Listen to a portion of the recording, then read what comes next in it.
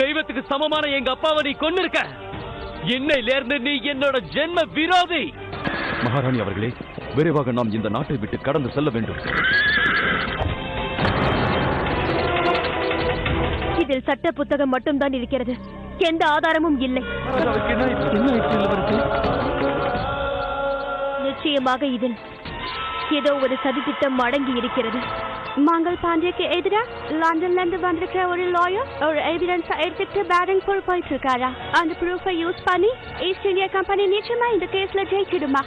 அதனால மங்கள் பாண்டியக்கு தூக்கு தண்டனை உறுதியா. ஆனால் மகாராணி அவர்களே, இந்த சதித்திட்டத்தின் பின்னால் இருப்பது யார்? அதுதான் எனக்கு புரியவில்லை. நெல்சன், அந்த துஷ்டனை தவிர இந்த அளவிற்கு சதித்திட்டம் தீட்ட எவராலும் முடியாது. இந்தியர்களான நம்மால் அவனது திட்டத்தை புரிந்து கொள்ள இயலாது என்று தவறாக நினைத்திருக்கிறான். ஆதலால் தான் அவர்கள் நமக்குள் சண்டையை மூட்டுகிறார்கள். என்ன பாவம் செய்தார் உன் தந்தை? அனைவருக்கும் நன்மையைத்தானே செய்வார். தயவு செஞ்சு அழாதீங்கம்மா. என்னைக்கு அப்பாவை கொன்ன கொலைக்காரனை நான் கொலை பண்றேனோ அன்னைக்கு இந்த கண்ணீர் வெளியே வரட்டும். நெல்சன் தனது சுயநலத்திற்காக மோட்டின் மகாராஜா சிவராஜை துப்பாக்கியால் சுட்டுவிட்டார். இல்லை மகாராணி அவர்களே, நெல்சன் உண்மையிலேயே உங்களைத்தான் கொல்ல முயற்சி செய்திருக்கிறார். ஆனால் அந்த முயற்சியில் இருந்தது மகாராஜா அல்லவா கர்மா? நம்மை பிடிப்பதற்காக அவன் ஒரு சதித்திட்டம் தீட்டினான். அதில் வெல்ல இயலவில்லை என்றவுடன் மகாராஜாவை தீர்த்து கட்டிவிட்டான். என்று இல்லையில் நாளை மோட் தேசம் ஜான்சிக்கு எதிராக மாறிவிடும். ஆங்கிலேயர்களின் விருப்பமும் அதான். கர்மா, உடனே மோட்டிற்கு செல்.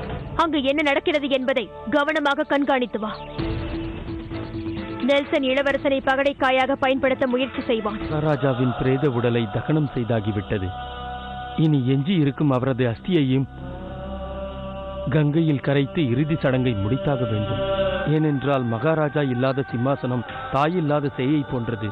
மகாராஜாவின் அஸ்தியை கங்கையில் கரைத்த பிறகு உடனடியாக நீங்கள் பொறுப்பேற்றுக் கொண்டு ராஜ பட்டாபிஷேகம் நடத்த வேண்டும். போதும், இதுக்கு மேல நீங்க எதுவும் பேச வேண்டாம். இந்த அஸ்தியை நான் கங்கையில கரைக்க போறதில்லை. இங்க எந்த பட்டாபிஷேகமும் நடக்க போறதில்லை.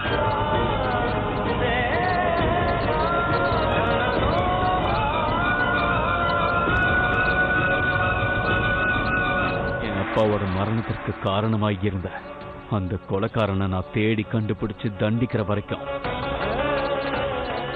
இந்த அரியணையில நான் உட்கார மாட்டேன். இது நான் எடுக்கிற சபதம். என்னாச்சுன்னு ஏன் எல்லாரும் அழுதுட்டு இருக்கீங்க? அதை ஏன் கேக்குறீங்க? நம்ம மகாராஜா நம்ம எல்லாரையும் அனாதையா விட்டுட்டு போயிட்டாரு. நீங்க தான் இளவரசர் கூட போனீங்கல்ல, மகாராஜாவை யார் கொன்னாங்கன்னு உங்களுக்கு தெரியாதா? அந்த கொள்ளக்காரர் ரன்பாக்குரா தான். Excuse me, Prince. Lawyer Captain Hatch மகாராஜாவோட இறப்புக்கு தன்னோட வருத்தத்தை தெரிவிக்கிறது மட்டும் இல்லாம உங்களையும் அவரு பாரக்பூர் வர வேண்டிய அவசியம் இல்லைன்னு சொல்லிட்டான். இந்த ரன்பாக்குரான்றது யாரு? அவனுக்கு என்னதான் வேணும்? ரன்பாக்குரா ஒரு டெரரிஸ்ட், அவ்வளவுதான். ரன்பாக்குரா தன்னோட ஃப்ரெண்ட் மங்கள் பாண்டேவை காப்பாத்த நினைக்கிறான். அதனாலதான் அவ அவங்கள பாரக்பூர் போக விட மாட்டேங்கிறான். அப்படின்னா நான் நிச்சயமா பாரக்பூர் போவேன். பேரக்பூர் செல்வதற்கான சேனையை தயார்படுத்தி விட்டீர்களா? அதற்கான அவசியம் இல்லை மகாராணி அவர்களே. கான்பூரை சேர்ந்த இந்த பிரிட்டிஷ் படை வீரர்கள் மங்கள் பாண்டேவை காப்பாற்றுவதற்கு நமக்கு உதவியாக இருப்பார்கள். மகாராணி அவர்களே, எங்க உயிரே போனாலும் சரி, மங்கள் பாண்டே அண்ணன் உயிரை நாங்க காப்பாத்துவோம்.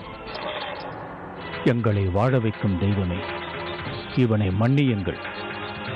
உணவுக்கு மரியாதை கொடுக்க இவனுக்கு தெரியவில்லை. எப்படியாவது ரன்பாக்குராவோட முகத்திழைய கிழிச்சு அந்த ரன்பாக்குரா வேற யாரும் இல்ல, பிரின்ஸ் ஆஃப் ஜான்சி தாங்கிறத நாம நிரூபிக்கணும். அப்படி செஞ்சா ஜான்சியும் மோட்டோரும் ஒருத்தர் அடிச்சுக்கிட்டு செத்து போயிடுவாங்க.